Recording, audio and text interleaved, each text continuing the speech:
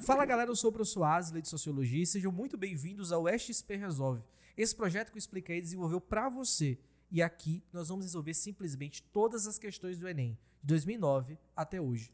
Fica muito atento porque no vídeo de hoje nós temos um dos principais personagens, uma das figurinhas mais carimbadas da prova do Enem, que é o Karl Marx. Esse Karl Marx, que todo mundo já conhece, um clássico da sociologia, e tem questões que giram em torno, por exemplo, da história, da sociologia, da filosofia, da economia, entre outras perspectivas. Eu vou tecer meus comentários um pouco depois de ler o texto, para a gente poder entender um pouco melhor a questão.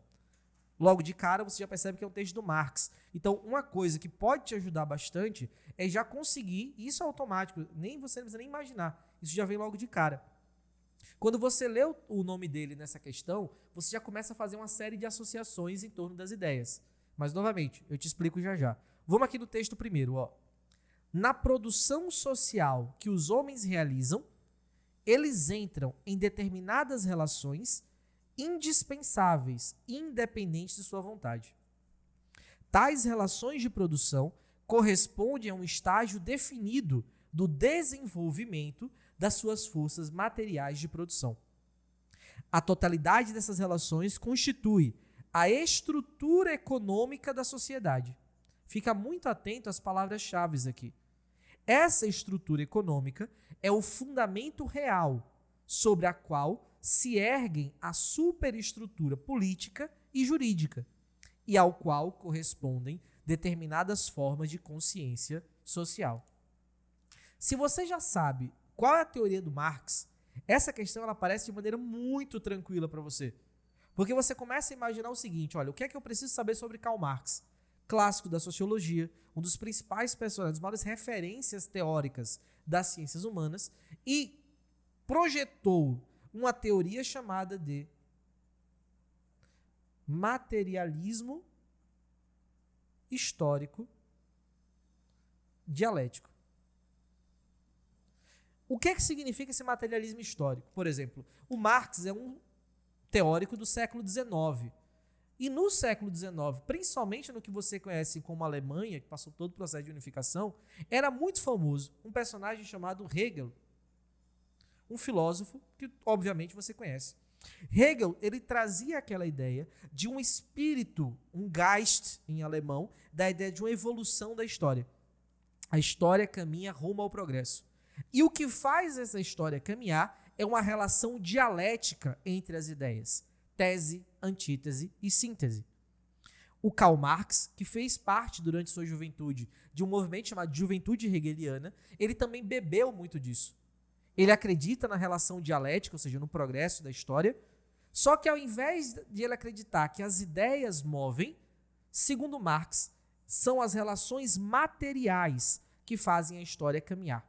Então essa lógica de um progresso para um fim de uma história, ela acontece. Só que para o Karl Marx, essa relação de progresso na história, ela tem algumas características peculiares. Veja que eu estou falando do materialismo histórico dialético. E se você olhar com mais cuidado, tudo isso aqui está no texto. Para o Marx, a base da sociedade é uma base material.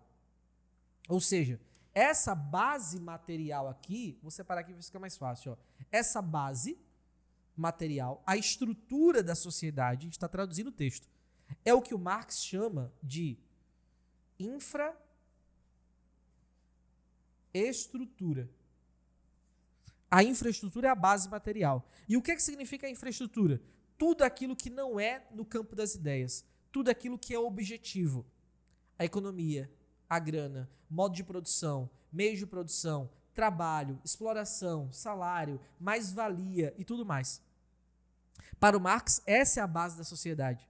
E é essa mesma infraestrutura que determina essa condição secundária, que é a superestrutura. E o que é a superestrutura? Tudo que é no campo das ideias. A política, o Estado, a mídia, a religião, afinal de contas você já ouviu aquela famosa frase, a religião é o ópio do povo. Então, para o Marx, existe uma base social que é a infraestrutura econômica, material, das relações de trabalho, e essa infraestrutura determina o que é a superestrutura. Ou seja, toda a lógica da sociedade existe para manter isso aqui desse jeito. Marx também entende, diferente do Hegel, essa relação dialética no Marx existe a partir de uma relação de conflito. Segundo Marx, sempre existiram dois grupos na sociedade que estiveram sempre em conflito.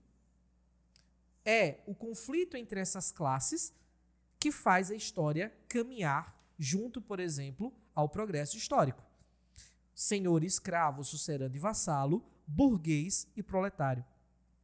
É sempre a relação de um explorando o outro. É sempre um grupo, uma classe, no caso, explorando a outra. Então, nesse ponto, o que é que acontece?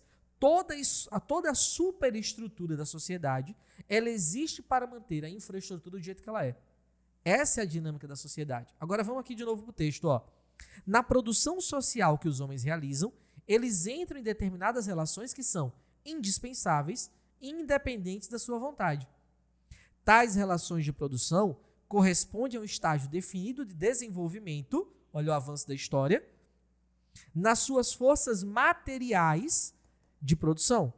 A totalidade dessas relações constitui a estrutura econômica da sociedade e é o fundamento real sobre a qual se ergue a superestrutura, que é política e jurídica, e a qual correspondem determinadas formas de consciência social. Só uma última dica para vocês. O que é essa consciência social? Uma ideologia. E o que é uma ideologia para o Marx? Uma falsa visão do mundo. O indivíduo que está vítima dessa ideologia, ele passa por um grave processo de alienação, que é a manipulação, como vocês conhecem. Beleza? Agora vamos aqui para o comando. Ó. Para o autor, a relação entre economia e política estabelecida no sistema capitalista faz com que, vamos lá, a relação entre economia e política faz o quê? E aí sim, a gente já pode marcar aqui logo de cara. O trabalho, ou seja, a questão material, se constitua como fundamento real da produção material. Veja que eu não posso marcar os outros itens. A autonomia da sociedade civil seja proporcional ao desenvolvimento econômico. Muito pelo contrário, gente. Você está falando da relação de exploração. Quanto maior o desenvolvimento econômico, mais perde o trabalhador. No caso aqui, por exemplo, o proletário. Então eu não posso marcar isso aqui. A burguesia revoluciona o processo social de formação de consciência de classe. Para Marx, isso só acontece, essa mudança, através da consciência de classe. Mas a burguesia que se favorece. Então, na realidade, para a burguesia, só é interessante que se mantenha. E de forma nenhuma revolucione sistema nenhum. O proletário seja contemplado pelo processo de mais-valia. Gente, contemplado parece até piada isso aqui. Porque a mais-valia significa a exploração do trabalhador. Então, toma aqui de presente essa mais-valia para você. Não posso marcar isso aqui. E na letra E, a consolidação das forças produtivas seja compatível com o progresso humano. Novamente, o contrário. A força produtiva ela é compatível com a exploração da humanidade, principalmente desse trabalhador. Então, item falso. Beleza? Nosso gabarito, letra A, o trabalho se constitua como fundamento real da produção material. Porque o trabalho está onde? Na infraestrutura. Beleza? Espero que tenham tirado sua dúvida, tenham gostado do vídeo. E a gente se vê logo logo. Valeu!